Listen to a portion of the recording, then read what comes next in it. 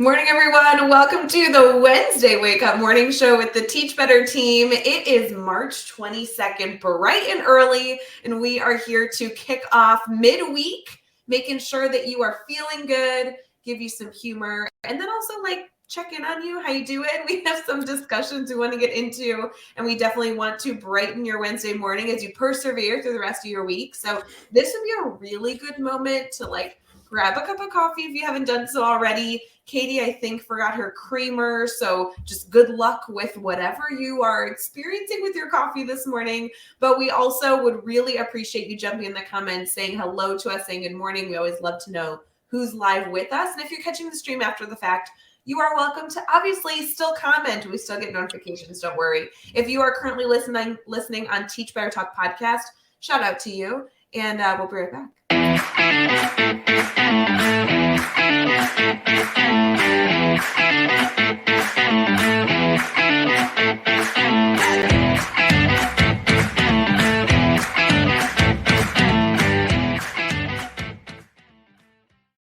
Good morning, everyone. Happy Wednesday. Katie Miglin in the house. Hi, Katie. Good morning, Ray Hughart. I am so excited. I got to do the Sunday weekly warm-up and now the Wednesday wake up. Oh, yikes. Our community is probably really sick of your face. Yes, they are. And then I can sleep in next Wednesday because then you'll all be sick of me and you won't see me. That's true. And this Sunday, I think Jeff was going to do it, but now I think I'm doing it. So I'm used to people being sick of my face, but we don't want them to be sick of you. Come on. Well, let's hope they're not. Let's hope it's still just enough, We got lots of people in the comments though, so obviously they're pretty excited to be here. Guys, it is just so nice when we're live and we're like, oh, it's so early. I don't know if we should be doing this. And then people are so sweet in the comments and jump in, and we're like, I always am really tired up until I see people jump in the comments, and then I'm like, oh, I'm so sleepy. Oh wait, hi Andrea, hi Julie, hi Carly. It's just so funny. Yes, I agree. I know. I feel like I'm dragging into my office, and then as I sit down, I'm like, okay, I can do this. Yeah, completely. But don't we do that in teaching where it's Yes. Sometimes even the drive to work, you're like, ugh, I wish I kind of maybe slept in, or right. Why am I wish here? I had better breakfast instead of the healthy yogurt that I thought I should pack. Right. Why am I here early to check emails? I could have skipped that and been a bad person, but gotten more sleep. And then you sit down, or students walk in and you're like, oh, just kidding. I love my job. Or it's you pass the first coworker who's bright-eyed and bushy-tailed. And then you're like, oh, I remember, just passing people on your way in, and you're like, okay, yeah, I can wake up. Yeah. Okay, wait, to confirm, when I used to pass you in the hallway, you weren't bright-eyed and bushy-tailed. You were typically just like this, drinking your coffee, being like, meh. But I actually feel like it still worked. It was like, oh, Katie's here. Aw. Well, you always used to get to work so early. So you were usually the one that was like, hey, good morning. How's it going? And I was like, I'm still waking up. Give me a minute. Yeah, good point. Okay, who in the comments, and maybe this is telling because we're obviously live at 6 a.m. Central, 7 a.m. Eastern. So we're getting a bunch of different time zones here as we're getting started. Who's I go to school inappropriately early because I want to get things done?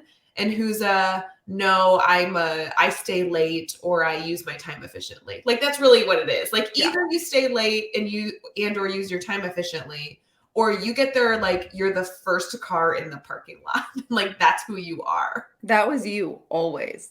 Even the days that I was like, I'm gonna get there so early, an hour or 2 hours before the kids, your car would always be there. And I'm like, I think she sleeps here. I'm pretty sure. Yeah, but to be fair, not that I'm saying that I did it right at all, because typically, this is not something to be proud of. But I wouldn't stay late after school. No, you wouldn't. You're right. But you also were crazy and super involved in everything. So I feel like you had this practice of being at school later, and school ended for me, and a half an hour after that, I was like, peace, I'm out. Yeah, you really were. Yeah. Literally, I felt like you would do the exact same thing to me. I'd be in the middle of talking to you, and you're like, oh, gotta go. Bye, leaving. Have a good day. Okay, wait. So I like this, that we have a lot of early birds here. Yeah, a lot of early birds. But don't you feel like this is like totally the clientele who would say that. Like, hello, of course they are. They're up with us right now. That's true. And looking at the names, a lot of these people are in the same time zone, which tells you that they're up even early. Yeah. So, yeah, it's totally true. But So I feel like I've talked to more and more people, and maybe I'm wrong on this, but because I know like on weekends, Ray, you're much more the person that like sleeps in. You like the slower start to your days. yeah. And sleeping in is like a relative term, like it's not like you're sleeping until 2 in the afternoon. But I feel like the more people I talk to, and maybe it's more like people who have kids at home, but they are leaning more towards they like to get up early, even though they may not love the time. They like to get up early to have some quiet me time. Like I keep hearing that from people. I just talked to a bunch of people this weekend. My daughter had a birthday party with some friends, and I was talking to them, and the one mom was like, yeah, I woke up with the kids and my whole day has been off. And I'm like, isn't that funny that when you're like out of routine, even when you think this is what I want, when you're driving to school and you're like, I just want to sleep in today. But then when you actually do it, you're like, oh, I'm out of sorts. Like this doesn't feel right. Well, and I feel badly that like this is the case, but the reality is that over the last few years, I think we've just all really, really, really become so aware that Yes. that personal time, even if it's 15 minutes, has Yes. extreme value. And I'm not like belittling what was our life prior to like the last few years, but Right. Right.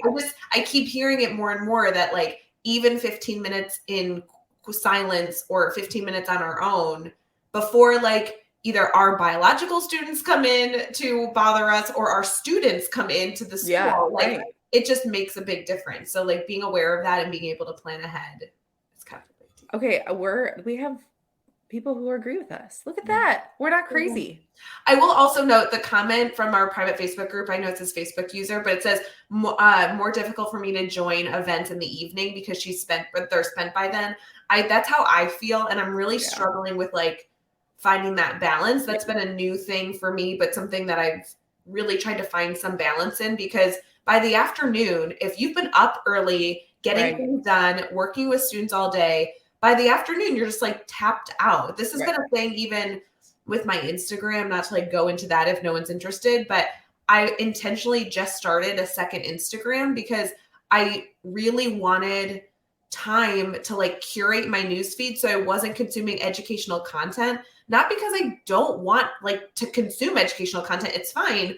But typically when I don't want to consume educational content, it's because I'm like spent for the day. Like I Mhm. can't think about education any longer. So I want to consume like the other stuff I like, Yeah. I don't know, art and memes and whatever. And like, I don't know, it's just interesting how we kind of hit that wall where we can't be Mhm. educators and consume educational content as easily anymore. And Well, kind of, it's that boundaries piece. I think because of the world we're in, I just talked to an educator yesterday about this, and she was very adamant. She's like, I don't use my cell phone for anything other than calling people. And I was like, tell me more about that.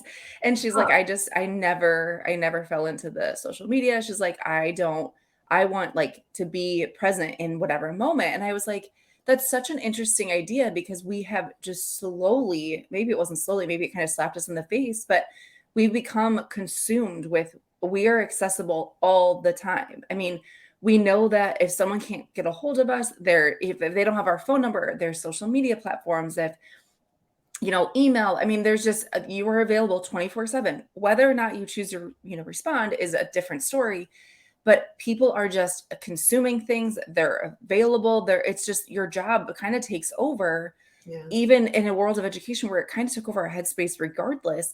Now it really does because our social media is education.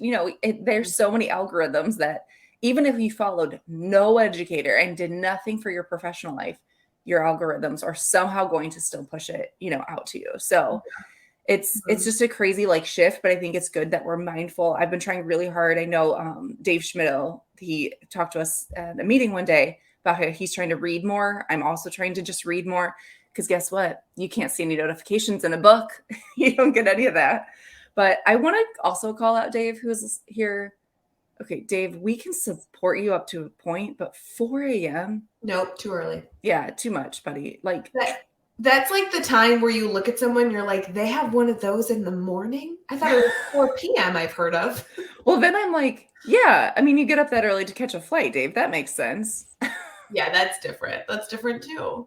I don't Yeah. know. Well, okay, so this is your morning reminder to like take a break. And we say that knowing that right now we're not talking about educational stuff. So you can come here just to hang out. Like Yep. we promise we won't provide value for another like 5 to 10 minutes. So Yeah, like I mean, I'm on the show, which means that we've got until at least like halfway through before we talk about anything of value. wait, can I talk about something that's not education related that I like don't know if I should be like publicly discussing, but Oh boy. Oh boy. okay, I need someone to know what happened in my life this morning.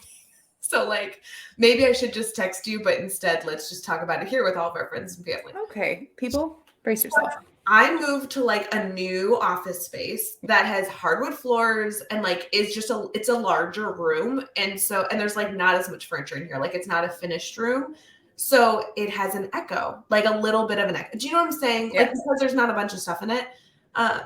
And Jeff like has in meetings and on phone calls, like mentioned like, hey, I don't like your audio on lives recently. Yeah. What's different? And I'm like, oh, it's because of the room. Da, da, da. So I've been talking to Matt about like how I need to figure out like, do I put a rug in the room or Yeah. like Some something, sound thing. some sound thing. And I was talking to him and he was like, really, a rug? Like, is that going to make a big difference? I'm like, I don't know. Jeffrey Gargis is upset and I want to make sure Jeff is happy. Because guys, I live to make Jeff happy. Like that's my goal in life. So I come downstairs into this room this morning and I can't really describe what's going on in this room. It looks as though there was an elementary sleepover that happened in this room because there is blankets and pillows and dog beds everywhere, all over this room, like covering the floor. Who put these in there? I assume Matt did. I don't know. Like I went to bed last night and like I can't. so I came down here like bright and early and it looks as though, and we have no kids in the house last night. It looks as though there was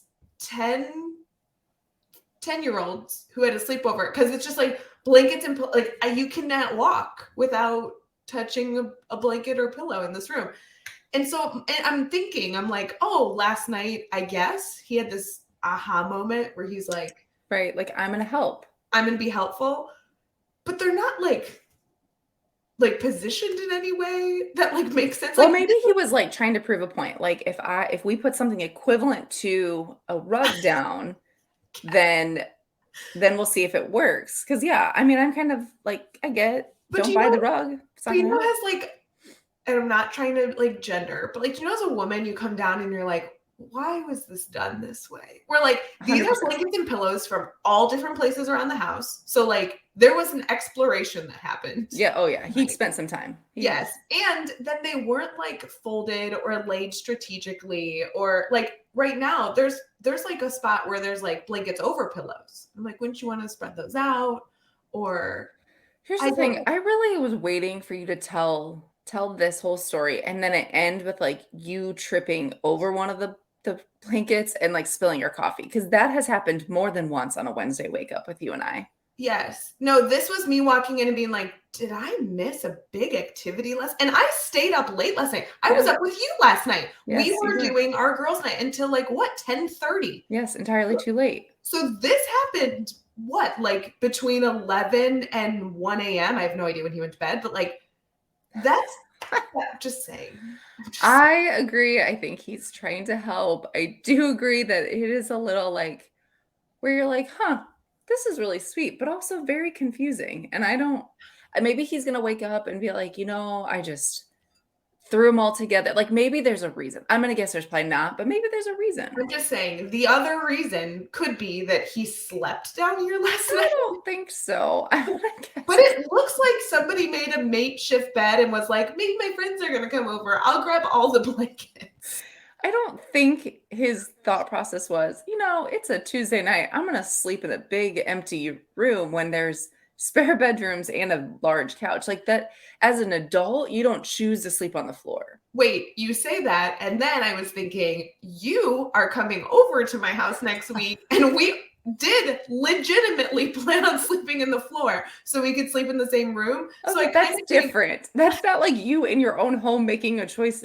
Should I sleep in the bed, the couch, a spare bedroom, or the floor? Like people don't do that. I'm just saying. So here's my question as we transition to our teachable moment in the show is in the comments, and we need all of you to do this. So like if you're stepping away from your phone, come back over here. Come on, come over here. Get ready to comment. Come over this way. I want to know, what would it take for you to like sleep on the floor, a hardwood floor? And I just need like one example, because I think as like parents, we could probably come up with a lot of examples. I need you to come up with one example where you're like, okay, fine, I'll sleep on the floor for that. In Like, your own house. I think in it your should, own house. yeah, in your own house. Where you would choose to sleep on the floor, because that's what it looks like happened. Although I don't think that happened. I think he would probably still be there. Yeah, to be clear, like he's asleep in a different room right now. So I Right. know. So I think that theory might be out the window, but Well, he created yes, a Bree, I'm with you. If my kids are sick, and honestly, I'm kind of a bad mom because I make them come and like lay on my floor or we go to the couch or something. But yes, if your kids are sick, back pain, yes. I don't know if you're getting it or going to have it afterwards. It's hard to say, but Yeah. ooh. Okay. This is an adult beverage comment. Okay, obviously, yes, that's a good one. Like if you need to sleep by the restroom and you're sleeping on the floor. But that's what it would take, right? Like it's not Like like extremes. yeah, it's an extreme circumstance. I love that. Can I just clarify also that this would not be the room you would sleep in if you were sleeping on the floor? Like there's other rooms that have carpeting or a rug that you Right. I think the takeaway is that there was no slumber party last night. okay, but it I looks think like he's trying to help the sound or prove you wrong. It could be either. It could be, I'm going to try to help the echo, or I'm going to show her that a rug won't solve the problem of the echo. well, this would be quite a an interesting rug setup. And if Janelle's any, really nice. She'd sleep on the floor if she had family in town. That's kind of what you're doing when we come in town. no, because I could sleep in a bed, and we're gonna choose because we want to sleep in the same room because we're 12. That's why. We'll be right back. This is true.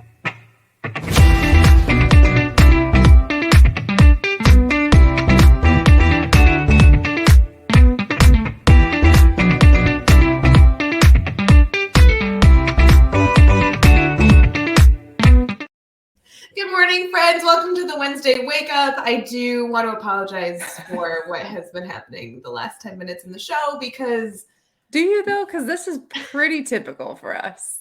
I know, but the like commercial played, and I was like, come on, Katie, this is what we're Come on, Katie, stop talking about your rug-filled office space. Yeah. Okay. Do you have carpeting in your office? I have carpet everywhere. I'm a big advocate for carpet. You don't have carpet everywhere but in your house. Okay, well, not in my kitchen because that would be absurd. Or in your bathrooms. There's no carpet in your bathroom. Thank God, because that'd be disgusting. No, I mean, like we're like a carpet house. Like we don't have a lot of hardwood. We have hardwood in like food places or bathroom places. Everything else is carpet.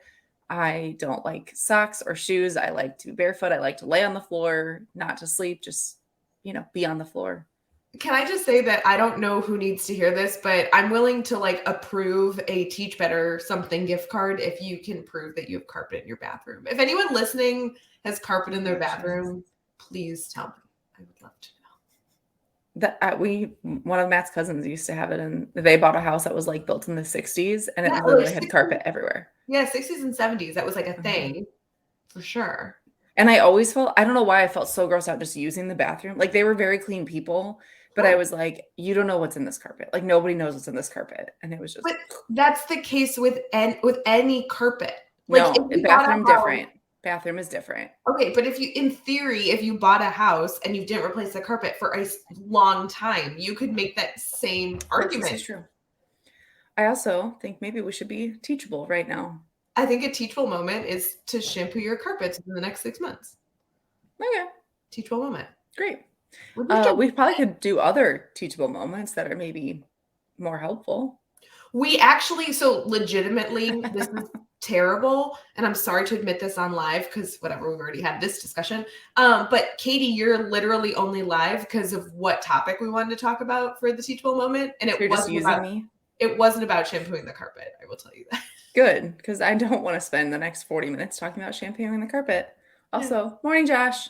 Hi, Josh. Morning. Okay, so here's the deal. So I was at a school on Monday. Yeah, you were. Yeah. And I was driving home from the airport and I had this like moment where I was like, what content have we not discussed recently to our community that is a good March reminder? And I was driving on the highway and I was like, dun, dun, dun, dun. I thought of it. So I called you in the middle of the day. I don't know what you were doing. It was kind of the afternoon because you were doing drama club, weren't you? Yeah. Yeah. And I was like, Katie, I want to talk to you about this topic. Will you come live at 6 a.m. to talk to me about what I think is severely underrated in classrooms? And you foolishly said yes. I did. So if I'm going to ask for the comments because I love the comments coming in. What do you think is severely underrated in the classroom? Like something, and we're going to go like education. Like we're not being like goofy, although we clearly have messed that up already.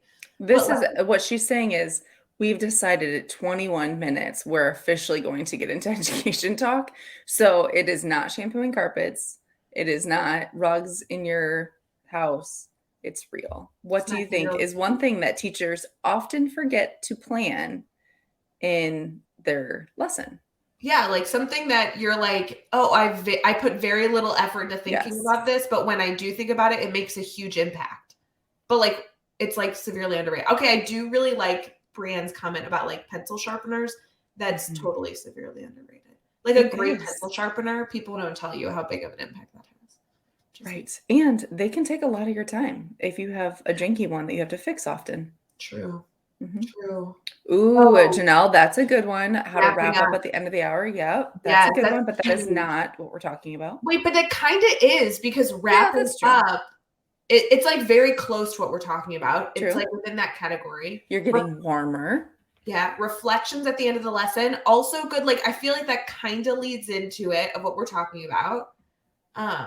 Okay, so I want to talk about transitions. And I know that's super silly, but I was thinking about what do teachers very commonly like overlook because we're focusing on so many like other things whereas the reality is that if you have really clean and succinct transitions throughout the entire class hour, it makes a massive difference and we very rarely talk about it.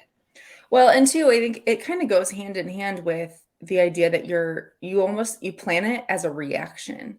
So, we so often, and I know like we've talked about this in the past, you so often like kind of worry about the meat of your lesson. So the lesson as far as like what the content is, you worry about the content delivery, what are students going to be practicing, how are you assessing them?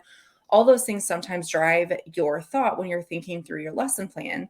And then sometimes you're like, oh, okay, how am I going to hook them in? Or what's the real, there's like some little things that kind of trickle. But it's almost like after you've had a group of students that don't transition well, that you're like, oh, I got to focus on this. And then you implement something.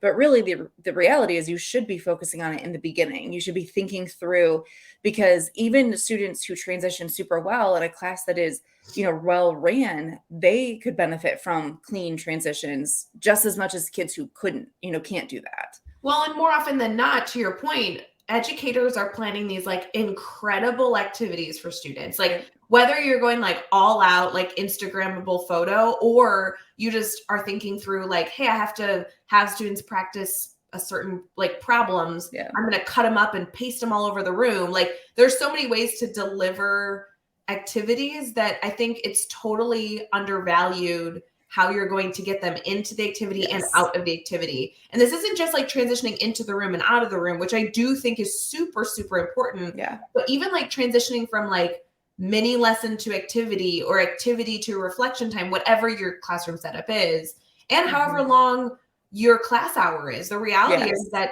regardless of what grade level you're at, you're probably doing like 7 to 8 transitions and like within that period of time with students at minimum.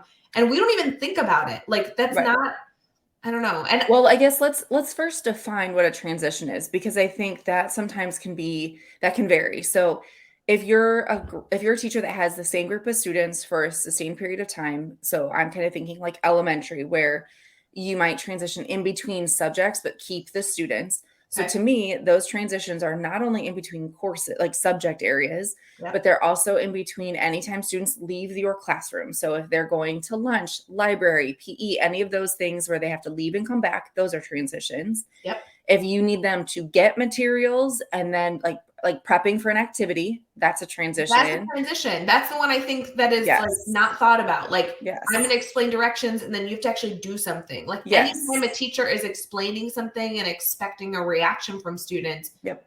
that's a transition. And then also, like, even if you're a secondary teacher and you only have students like for, maybe a 90-minute block or 45 minutes, whatever it is, even though you have transitions where students enter your classroom and leave your classroom, you still have transitions in between things, giving instructions. If you transition between, like, if you're Attendance. doing a mini lesson and then you get into the grid, like, there's anytime students are changing what they are doing is considered a transition. And so yes, you have to give it thought, but sometimes it can be overwhelming to think, what am I going to do for the 8 transitions I have in 45 minutes? But I think you and I have kind of learned over the years that there's some things that are like tried and true will work. And then other things that, maybe are like on your back burner, that if you need tricks for a group that really struggles with transitions. So, for me, it was like music. I always used music as a transition because it was easy. I always had Spotify open. I know I've talked on here before, but my kids always picked like their songs to play in our classroom playlist. So I would literally just like play a song and I would say, you have until the end of the song to transition until whatever I needed. And that was easy, quick, required very little like pre-prep. I had to have Spotify up, but that's it. And that was something I could lean on all the time because even the best group of kids loved it. And then, the kids that struggled, they like could get into it. Well, and it's a cue that you can be consistent with. I think Yes. the key with transition is having very clear expectations during the transition, which is the Yes. hardest part of transitions. Yes. So if you have a norm that music is when the transition is occurring and when the music like fades away, the transition should conclude. That Yep. actually in and of itself is a really, really, really good rule. I think the Mhm. other thing, this came up because I was doing PD with a group of educators. It was a super small district, like kind of outside of Columbus. Okay. And it was a K-12. So like we had like Mhm. all different grade levels, everything. And I made the dumb mistake. I was doing an activity, by the way, shout out to Dave Schmidt, who gave me this activity. But it essentially was an activity where in a minute, I was going to have them pair up with somebody in the room to Okay. do a 2-minute activity. And I made like the stupid premature teacher thing where I told them they would need a buddy in a minute and instantly they Uh-huh. weren't listening and they were looking around being like, you, me, partner, they have Yep. to come over here. And you're like, you're not listening anymore. Like, but that's such a like a teacher move where Yeah. even like explaining steps for a transition has a Mhm. specific strategic order for it to go well. You can't tell them that they need a buddy before Mhm. you explain the directions. You have to explain the directions and then explain that they need a buddy because that they'll hear the directions more efficiently. And like that's why I feel like it's so underrated because Mhm. even if you play music during a transition, which is an awesome opportunity to pace your transition so it doesn't take too long, there's more that goes into it outside of pacing. It's language and all Yeah. those elements as well that again, so underrated. Well, and two, I mean, you kind of said this, but if you know that, let's say your transition is simple, you're like, I need you guys to go grab your writing notebook and come back. That's simple enough. But if you need them to go grab their writing notebook, then go grab a purple marker and then sit by their writing partner, they're going to do the first step and then they're going to completely forget because guess what? Adults do it too. We see it all the time. I mean, look at anytime you're sitting in PD and a speaker gives instructions, everyone is kind of lost because you start talking to somebody, maybe you start dancing if you're playing music. So I would encourage you, if you're like thinking through your transitions, anything that requires, I would say like 2 or more steps, have it in writing so a student can look up and see, okay, wait, I just did this. What am I supposed to be doing?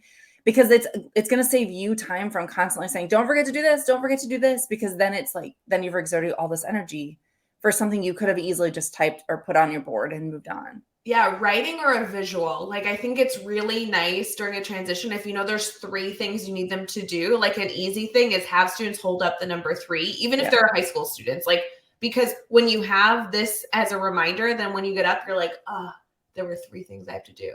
I had to get my notebook, but there was something else. What were the other 2 things? Like, it's like that physical reminder. Yeah, I do that when I go grocery shopping. I'll walk into the store with like the number of items I'm supposed to walk out with, and then I usually still have it up, but I have the same number in my cart. And I'm like, I don't think any of these things I needed. But the other thing is, like, if you don't have effective transitions, then hiccups come about where it's like, okay, I only need you to go get your notebook and come back. But then they're going to like goof around and bump into their friends, or like, then they're like tripping over a desk and they're laughing at each other. Like, how are you going to dismiss them in a way where they can easily access their notebooks? Or how can you set up your classroom so they can easily walk to the notebooks versus like jumping over a chair? And these are just like, again, it's going to be totally specific to the classroom, the teacher, where things are located. But how many of us have made that mistake where the notebooks are in the back of the room, but by simply putting the notebooks in the front of the room for that one moment where they needed to grab it, your transitions would have been more succinct, because the either coming up to the room has less freedom for the students to goof off or like anything else. This is like something that it's hard to give suggestions because it really is so specific to what your room looks like, what you need, your teacher focus, and kind of everything else. And 2, think through when are the transitions happening, because that obviously is like an interruption in your instruction or in like the learning. So if you are thinking they're going to need this and then we'll do something for a few minutes and then they need something else, or we're going to transition, like making it choppy is really hard for our brains to constantly go back and forth. So if there's an opportunity for maybe when students walk in, and we've talked about this before, but if you have certain things they need, and then you can just put a note, like put all these things under your desk, you will need them today. But then it helps them get that like sustained thought process on whatever task you're looking for versus constantly moving around. But also like strategically place them. If you've got like a big chunk of time that you want them to be working on something, you're doing a lesson, whatever it is, can you create a transition somewhere in the middle so that they're getting up, they're moving, there's some, movement to kind of reset their brain versus like being like sitting and sustaining an energy on one thing for a while? You are so spot on. And I feel like that's something I believe in and totally screwed up on Monday, because I always when teaching middle school, the first thing they did was they had to match their desk to the picture on the smartboard. And it included everything they needed. So if they needed their notebook, if they needed a highlighter, if they needed a pencil, computer open, it was like match your desk. And then the transition was, when your desk is matched, I'll let you know really what we're focusing on versus what we're not in this moment, but everything was there. So you didn't have to transition to go get something. You were doing it. You were like kind of front loading it all in the day. And I didn't do that for my Monday PD.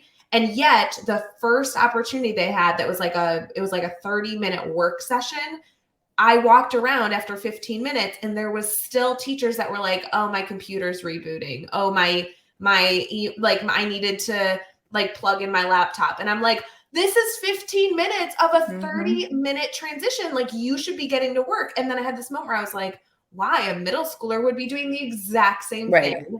Well, I think we forget that, like, yes, they're kids and it's so easy for us to get frustrated. I know we all can sit and list things that like are our pet peeves, not having a charged laptop, not having a pencil, all these things. But I promise you, next time you're at a professional development day with your staff, look around, because adults are literally the same thing as kids.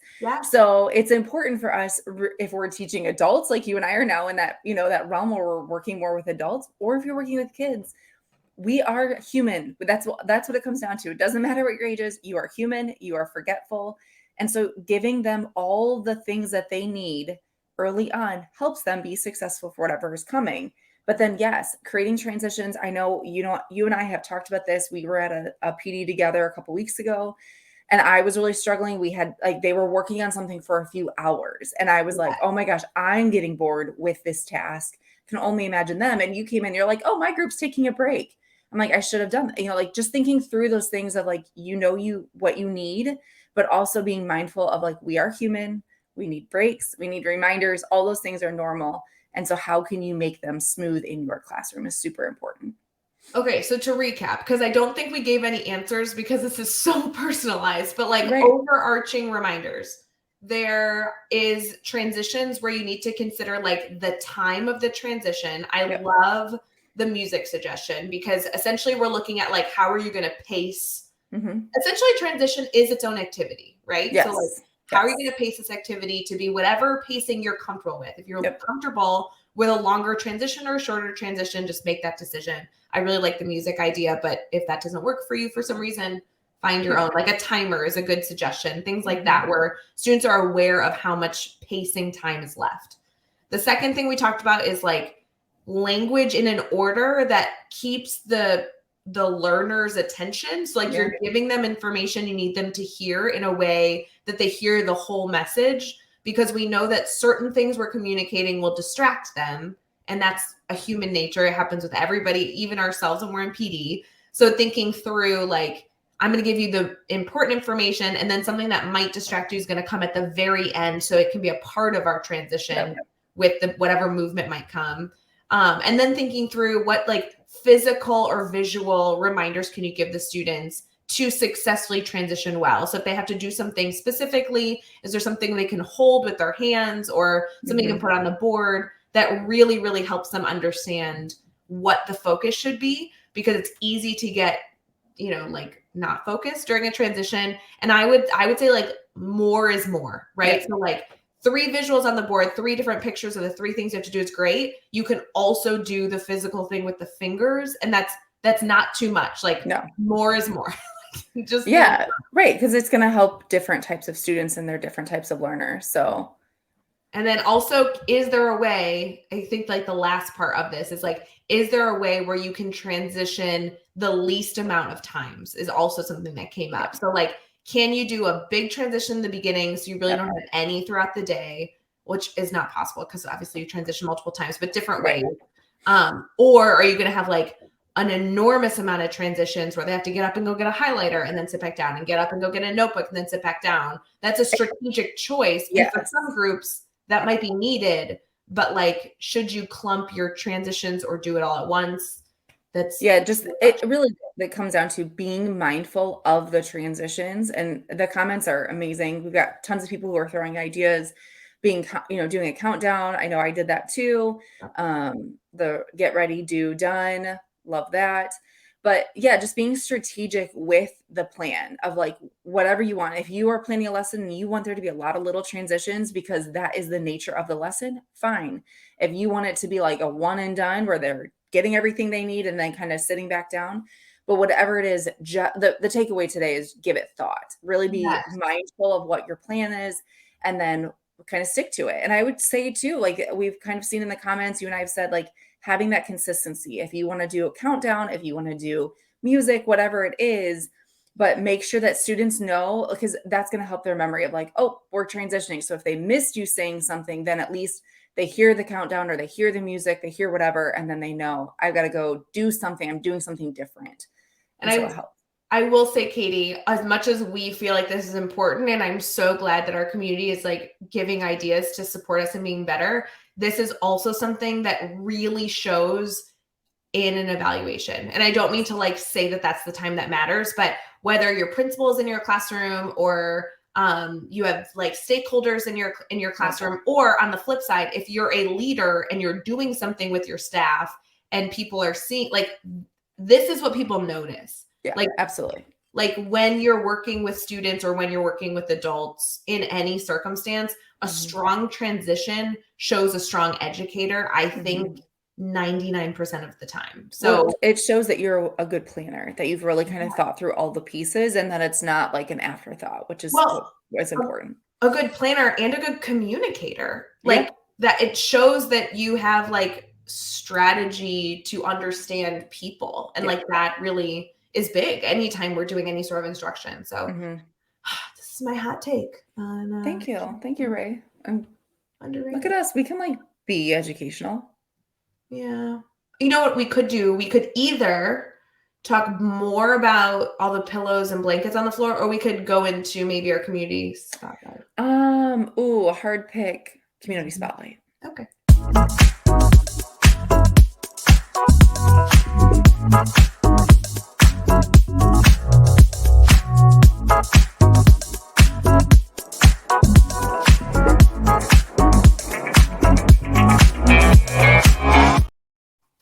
everyone, welcome back to our Wednesday Wake Up, streaming on Facebook, YouTube, Twitter, Twitch, and LinkedIn.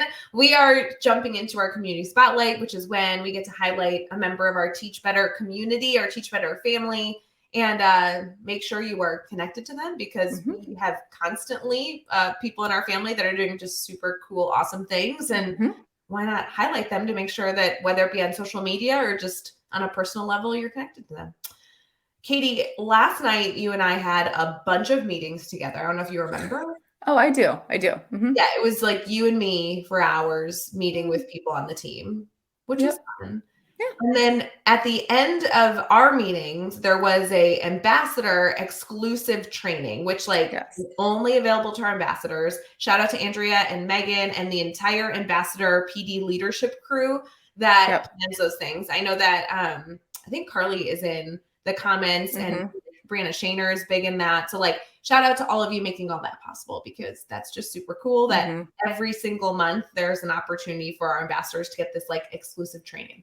Anywho, I went to it last night and it was so good, and it was by a member of our Teach Better family. And so even though all of you couldn't necessarily join that exclusive training, I definitely want to highlight the speaker that shared, because there's so much to learn from this educator. It was super cool. So I'm going to jump into that. Are you ready? I'm ready. Okay. I know that you are familiar with Henry, but I want to maybe take a second to familiarize all of you if you are not following him. Henry Turner is not only available on Twitter, but also on Instagram. He's a really wonderful principal, I think in the Massachusetts area. I think. Okay. And just he's a high school principal. And so yesterday we were joking about what's going on in high schools right now. There's so many different things to do. But he also published a book that I know a lot of people have read. And if you have not read it, you can add this to your list. He wrote Changing the Narrative. So Henry does a lot of PD on a bunch of different things. But one of the key things that he is doing work on right now is focusing on supporting all different types of students, regardless of their demographic and their background. And he has not only personal stories of this, but also the work he's doing on a day-to-day is just a huge deal. So Change the Narrative is a great book. It came out I feel like a few years ago. It's not new, but definitely something to jump into if you haven't read it yet. And just a really good guy, super good guy. And we actually, shout out to Josh and Jeff. We actually met him recently at FETC. So it was cool to walk by him. I walked by the table that he was sitting at, and then I awkwardly backed up and was like, "You're Henry Turner." And he was like, "Yes, Ray Hughart, good to meet you." And I'm like, "Oh, is this weird that I interrupted your conversation by walking by and then awkwardly backing up and then yelling your name in your face? I apologize." I mean, you're pretty good at being awkward on first introductions. I'm not gonna lie. I like meeting people in person, but I feel like I only know people's profile photos sometimes. Right. So you walk by and you're like, "Oh, random person." And then you look at their face and you're like, "Oh, I know you." Or it's okay, creepy. I also think it's always interesting when someone's like, "Oh, let me introduce you." And you're like, "Oh, I know them." And then you realize, "Oh, you don't. You just know them from social media." And you're like, "Yeah, we met on internet." I don't. Well, that's kind of what happened, where I was like, "Oh my God, Henry Turner." And he's like, "Yes, that is my name." And I'm like, "Oh, sorry, you knew that, but I also knew." Right. I'm a big fan. So he's a good guy. And also just a nice, humble guy. I feel like when you become an author and your book blows up, you kind of have this moment where you could turn into a jerk. Right. You could kind of get a big head. I get that. Yeah. Henry's not he's just a cool dude. We not only met him awkwardly at the table, but then we hung out with him the rest of the time, and he came to the networking event with us and stuff like that. So he's just a good guy that is doing cool work in education. So definitely somebody that I would encourage you all to direct message, and he would respond to be a normal person. He's just a cool dude. So Ray, I wish you wouldn't have gotten such a big head when you wrote a couple books. I mean, I'm a really big deal. I don't know if you've heard the like learning that we've discussed so far on the show. But Yeah, you're such a big deal that you have a bunch of blankets on your floor right now. I know, like, not to brag, but like I have access to multiple throw blankets if any of you need Oh my any. gosh, you're so cool. So cool. I think there's another segment in this show. Morning challenge. Are you ready? Yeah, let's do it. I haven't done the show in a while. I didn't know what the title's right here. Morning challenge.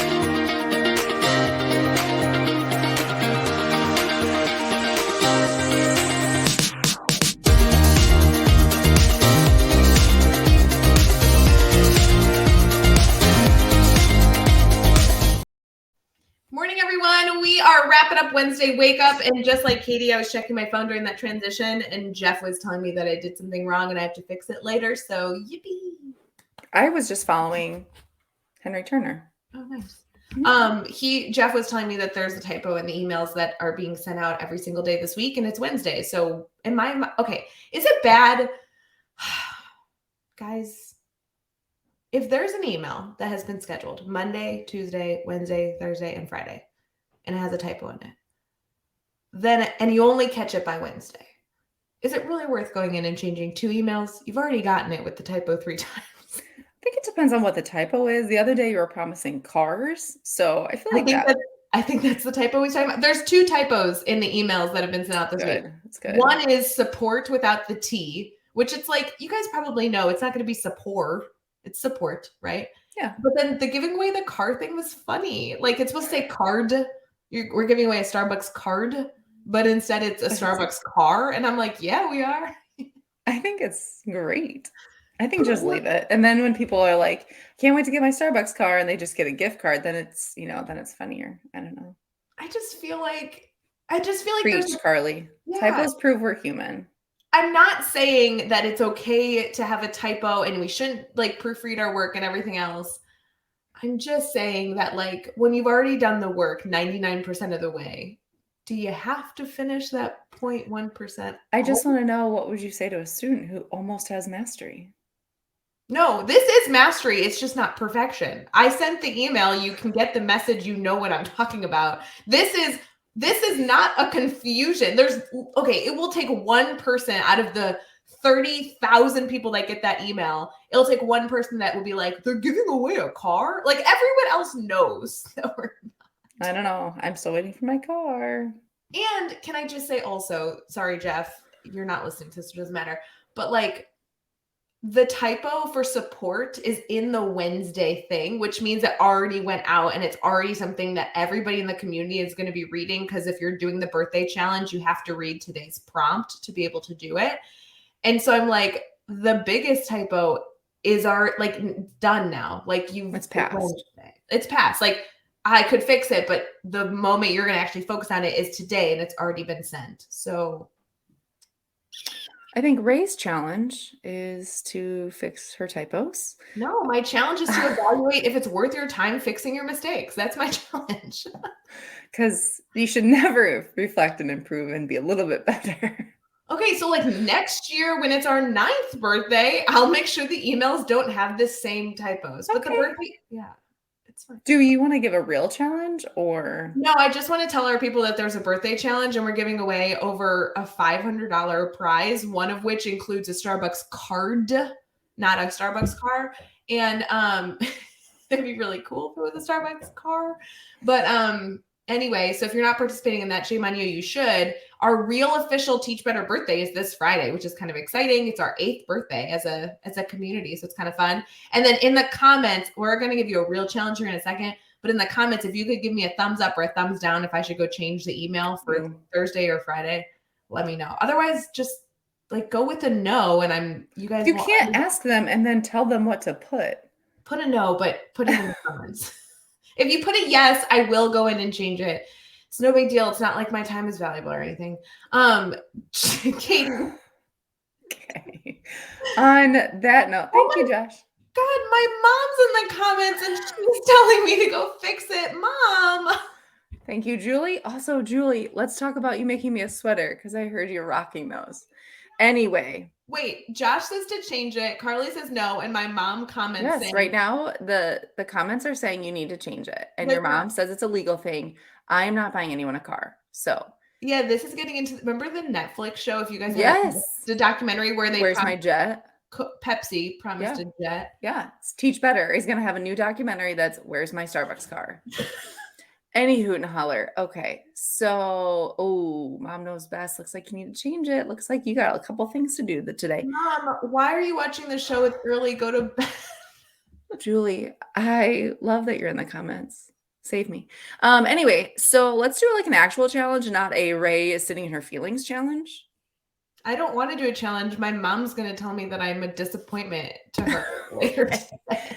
Okay, I'm going to let you sit in your feelings and I'm going to provide a challenge. My challenge to anyone listening is to think through your transitions. We've been saying that, but my actual challenge, like specific, something you can try this week is stop it. I'm ready.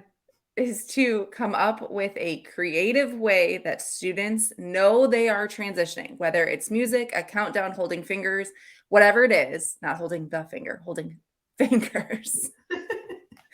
But come up with a way that you can transition in your classroom and be intentional and see if you can do it for like an entire day. Like every transition you are mindful of and you plan out and see how smooth your day goes. And then get back to us and let us know. Katie, that was a really good challenge. Yeah, how are you feeling? Are you back in like Ray, I'm an educational leader mode, or are you still sitting in your feelings? I'm sitting in my feelings because you said holding fingers, and all I could do was think about like linking. Okay, help. Oh, yeah. All right, friends, thanks so much for joining our Wednesday Wake Up. We're so thrilled that we were able to have such deep educational discussions and be part of this incredible community. Do not forget that the Teach Better Birthday Challenge is happening all week. Hopefully you win that incredible prize. I cannot wait to see who wins that one. And not a car, it's a card. Card with the D. And you get lots of support. Cheers to support in cars, friends. Happy Wednesday. I have to click the button, but I can't even see it because I'm laughing. Bye,